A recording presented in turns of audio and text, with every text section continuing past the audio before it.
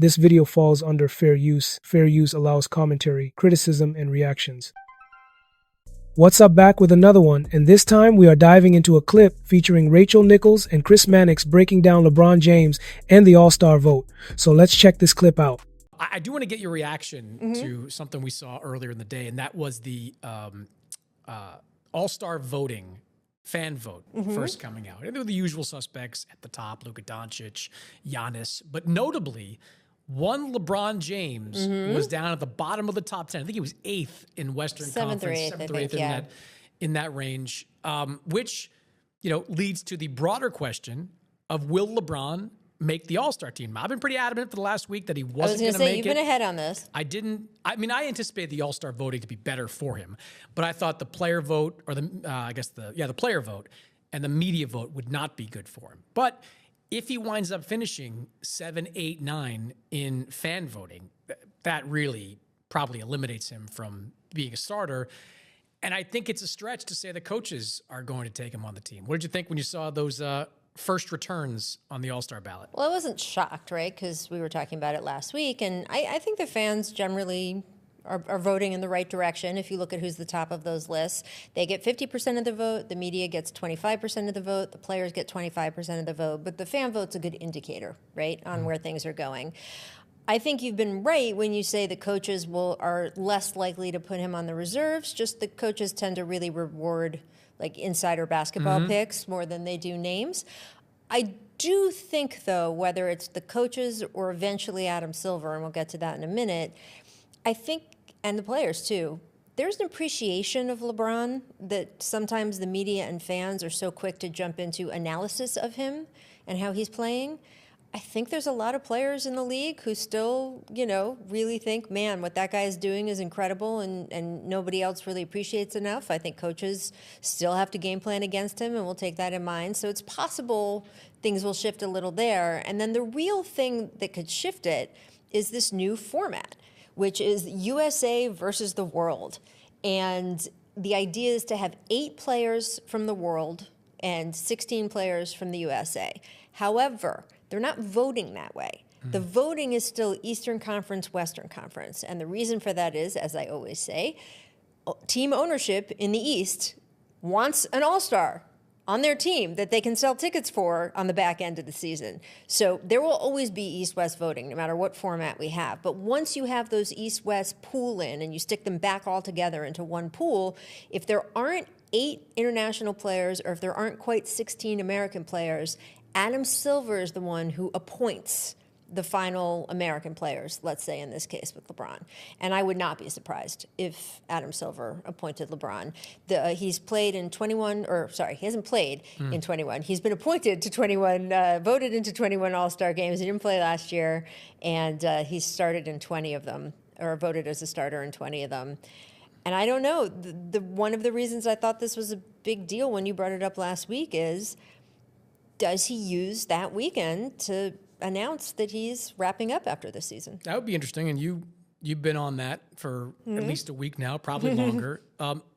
My question with that is, if LeBron doesn't make it through traditional methods, would he want that appointment? Remember, he didn't play in the game last year, chalked it up to injuries, what have you. Do you think that he would want a last-minute appointment by the commissioner, or would someone like him say, I don't need it? I want to go to Cabo, which is what I believe what he did last year. Somewhere and do my thing. Right.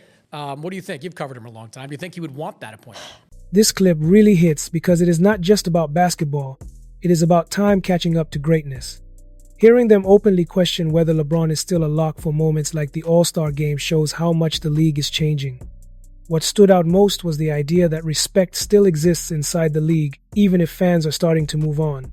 I think it really depends on where his head is at in terms of how much longer he's going to play. I think it's pretty clear that the Lakers, no matter what happens at the end of the season, no matter how far they get, unless, I guess, they win the title, which is not the most likely outcome. Not with that defense. I just don't see him in their plans.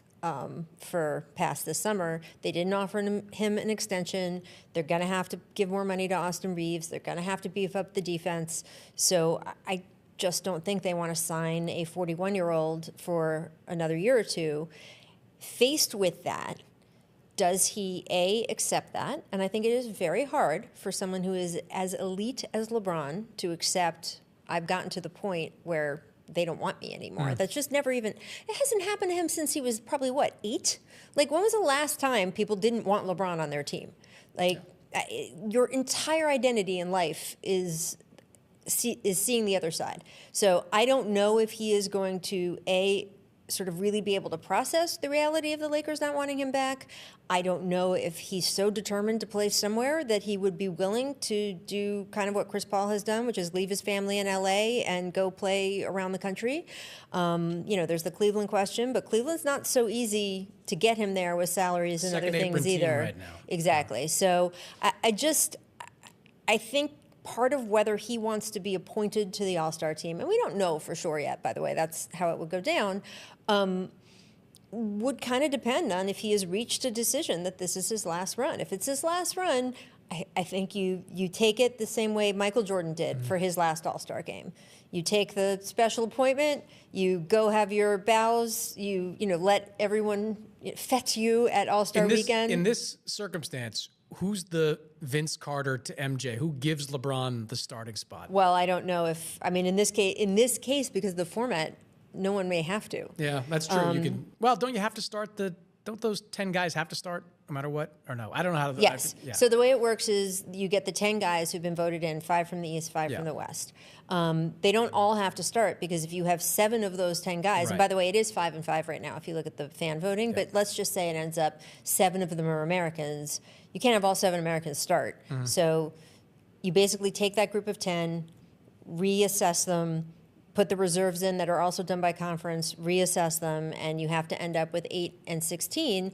And if, say, the international team ends up with 10 players and the American team ends up with 14 players, the international team gets to keep all 10 players and just rotate them in more, and the American team gets Adam Silver appointments. So that's kind of where we are. There's also a guy or two who's injured every year. Sure. I mean, LeBron left on an injury thing, right? I mean, so I think there is certainly going to end up being a lane for an Adam Silver appointment if that's how things turn out. And whether he wants it or not, kind of in my total guess mind, is does he feel at that point, which is 2/3 the way through the season, is this my last season? Yeah. Rachel Nichols and Chris Mannix are having a deep and thoughtful conversation about where LeBron James stands in the current NBA landscape, using the early All-Star fan voting as a starting point. They point out that LeBron being lower in the fan rankings signals a larger shift, not just in popularity, but in how fans, media, players, and coaches evaluate him at this stage of his career. Mannix suggests that the voting reflects reality rather than disrespect, while Nichols adds that coaches and players may still hold a stronger appreciation for LeBron because they have to game plan against him and understand his impact beyond box scores. The discussion then moves into whether LeBron would even want an All-Star selection if it came through a commissioner appointment rather than traditional voting. They connect that decision to bigger questions about LeBron's future, including whether this season could be his final one and whether the Lakers truly see him as part of their long-term plans.